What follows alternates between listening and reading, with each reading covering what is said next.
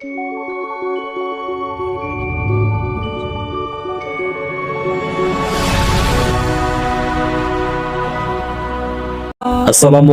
warahmatullahi wabarakatuh. Sebenarnya dalam kitab Injil dan kitab-kitab lainnya sebelum Al-Quran sudah mengabarkan kedatangan Nabi terakhir. Bahkan banyak pendeta yang paham akan ciri-ciri Nabi terakhir. Maka di sini kami akan memberikan bukti bagaimana pendeta mengakui kenabian Muhammad SAW yang sudah ditulis dalam Injil. Kami mengambil dari sumber yang terpercaya dan terkenal di belahan dunia, yaitu dari kitab Ar-Rahiqul Maktum karya Syekh Syafiur Rahman Al-Mubarakfuri. Siapakah pendeta-pendeta tersebut? Mari kita simak kisah berikut ini. Yang pertama, yaitu rahib di masa Nabi Muhammad SAW saat masih kecil.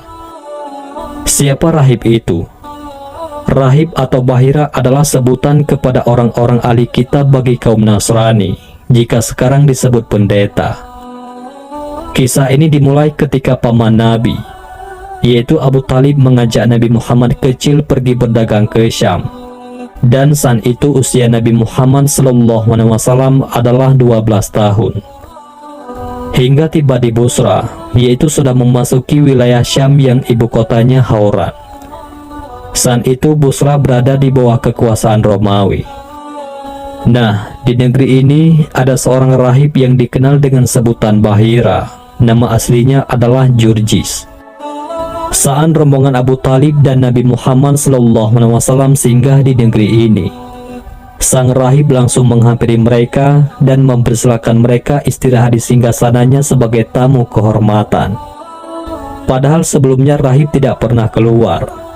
Sang pendeta keluar karena dia telah mengetahui tanda-tanda kedatangan Rasulullah dan sifat-sifat baginda Sallallahu Alaihi Wasallam. Maka rahib menghampiri Nabi sambil memegang tangan Nabi. Sang pendeta berkata, "Orang ini adalah pemimpin semesta alam. Anak ini akan diutus Allah sebagai rahmat bagi seluruh alam." Abu Talib langsung bertanya, "Dari mana engkau tahu?" Lalu pendeta itu menjawab, "Sebenarnya sejak kalian tiba di Aqabah, tak ada bebatuan maupun pepohonan, melainkan mereka tunduk dan bersujud. Mereka tidak bersujud melainkan kepada seorang nabi. Saya juga bisa mengetahui dari stempel nubuah yang berada di bagian bawah tulang rawan bahunya. Di kitab kami, tanda-tanda itu sudah ditulis secara detail." Setelah berbincang-bincang, sang rahib atau pendeta itu meminta Abu Talib agar kembali lagi bersama Nabi dan tidak melanjutkan perjalanannya ke Syam, karena dia takut gangguan dari pihak orang-orang Yahudi. Maka Abu Talib menerima saran sang rahib dan mengirim Nabi Muhammad SAW bersama beberapa pemuda untuk kembali ke Makkah. Adapun kesaksian pendeta lain atas kenabian Nabi Muhammad SAW, yaitu pendeta dalam kisah Salman Al-Farisi.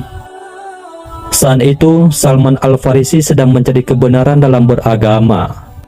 Beliau terus mencari pendeta yang murni dengan kitabnya. Bahkan sampai Salman Al-Farisi berkeliling negeri hanya untuk menemui pendeta-pendeta murni. Namun setiap pendeta yang ia temui, pendeta tersebut pasti meninggal, tidak bisa hidup berumur panjang. Maka sebelum meninggal, Salman selalu meminta wasiat kepada sang rahib. Singkat cerita, sampailah Salman kepada pendeta keempat yang tinggal di Amuria.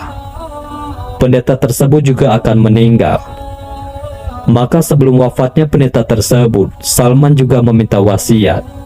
Dan sang pendeta pun berwasiat, "Wahai anakku, demi Tuhan, aku tidak tahu apakah masih ada seseorang di muka bumi ini yang berpegang teguh kepada apa yang kita pegang. Namun telah dekat sebuah zaman, di mana zaman itu akan muncul seorang nabi dari Arab. Dia diutus membawa agama Ibrahim. Kemudian dia berhijrah dari negerinya ke negeri yang berpohon kurma di antara kedua gunung hitam. Dia mempunyai tanda-tanda sangat jelas. Dia menerima hadiah dan tidak menerima sedekah. Di antara kedua pundaknya terdapat stempel kenabian. Jika kamu mampu berangkat ke negeri itu, maka lakukanlah. Setelah wasiat itu disampaikan kepada Salman Al-Farisi, pendeta itu pun menghembuskan nafas terakhirnya. Kesaksian pembesar Nasrani, yaitu Waraqah bin Naufal tentang Nabi Muhammad SAW. Waraqah bin Naufal adalah salah satu kelompok orang Quraisy yang mencari agama Hanif, yakni agama Nabi Ibrahim di zaman jahiliyah sebelum diutusnya Rasulullah SAW. Ia mencari agama yang Hanif bersama Zaid bin Amru dan Abdullah bin Jahsy, yang pada akhirnya Waraqah masuk ke agama Nasrani. Tak berapa lama kemudian, setelah Rasulullah SAW diutus dan mendapat wahyu yang pertama kali, Rasulullah sangat ketakutan bahkan sampai menggigil. Maka Khadijah binti Khalid pun membawanya kepada anak pamannya, yaitu Waraqah bin Naufal. Saat itu Waraqah sudah memeluk agama Nasrani. Beliau menulis Injil dalam bahasa Ibrani. Dia sudah tua dan matanya rabun. Khadijah berkata kepada Waraqah, "Wahai sepupuku, dengarkanlah kisah saudaramu, yakni Muhammad." Lalu Rasulullah menceritakan apa yang sudah beliau alami, dan Waraqah berkata, "Engkau telah menerima namus besar seperti yang pernah disampaikan kepada Musa. Pastilah kau akan didustakan orang, akan disiksa, akan diusir, dan akan diperangi. Kalau sampai pada waktu itu aku masih hidup, pasti aku akan membela yang di pihak Allah dengan pembelaan yang sudah diketahuinya pula." Lalu Waraqah mendekatkan kepalanya dan mencium ubun-ubun Nabi Muhammad SAW. Rasulullah pun segera merasakan adanya kejujuran dalam kata-kata Waraqah itu, dan merasakan pula betapa beratnya beban yang harus menjadi tanggungannya. Namun takdir Allah berkehendak lain. Waraqah meninggal pada tahun 610 Masehi, tidak lama setelah Nabi Muhammad menerima wahyu pertama. Dengan kisah ini, semakin jelas firman Allah dalam Al-Quran Surat As-Saff ayat 6, yang berbunyi tentang kemunculan Nabi terakhir, yaitu Nabi Muhammad SAW.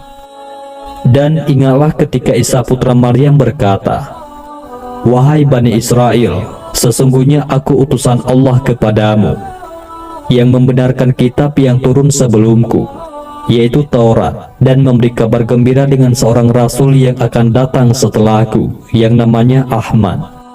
Namun ketika Rasul itu datang kepada mereka dengan membawa bukti-bukti yang nyata, mereka berkata, 'Ini adalah sihir yang nyata.'" Selanjutnya, kesaksian pendeta dalam kisah Zaid bin Amru. Sebenarnya kisah ini masih ada kaitannya dengan Waraqah bin Naufal. Mereka sama-sama mencari agama Hanif. Setelah Zaid bin Amru mencari agama Hanif, Zaid bin Amru bertemu seorang rahib, dan terjadilah percakapan di antara mereka. Rahib berkata kepada Zaid bin Amru, "Aku melihat dirimu sedang mencari agama Ibrahim, wahai orang Makkah." "Benar, itulah yang aku cari," jawab Zaid bin Amru. Rahib menjawab, "Kamu mencari suatu agama yang sudah punah di zaman ini. Pulanglah ke negerimu, karena Tuhan yang Maha Agung akan mengutus seseorang yang akan memperbaharui agama Ibrahim, yaitu Nabi Muhammad SAW. Jika kamu mendapatinya, maka ikutilah dia." Maka setelah mendengarkan saran dari sang rahib tersebut, pulanglah Zaid bin Amru untuk mencari Nabi terakhir yang akan diutus oleh Allah Subhanahu wa Ta'ala. Dikisahkan setelah sekian lama Zaid bin Amru mencari Nabi terakhir, tersiarlah berita bahwa Nabi yang ia cari selama ini sudah diutus oleh Allah Subhanahu wa Ta'ala. Berangkatlah ia untuk menemui Rasulullah SAW. Akan tetapi ia tidak sempat menemui Rasulullah SAW. Di tengah perjalanan, beliau wafat karena dibunuh oleh orang-orang kafir Quraisy. Demikian kisah para pendeta di zaman dahulu, yang Allah berikan pemikiran yang baik dan juga hati yang tulus, sehingga mereka mengakui akan kenabian Rasulullah Muhammad SAW dan kebenaran agama Islam. Allahu Akbar. Semoga dengan kisah singkat ini dapat menguatkan keimanan kita. Semoga dengan kisah ini pula bisa menambahkan rasa cinta kita terhadap junjungan Nabi besar Rasulullah Muhammad SAW. Dan marilah kita salurkan tentang sejarah-sejarah Islam kepada anak-anak kita. Wallahu a'lam bishawab. Allahumma sholli ala Sayyidina Muhammad wa ala ali Sayyidina Muhammad. Mudah-mudahan ini semua bermanfaat. Assalamualaikum warahmatullahi wabarakatuh.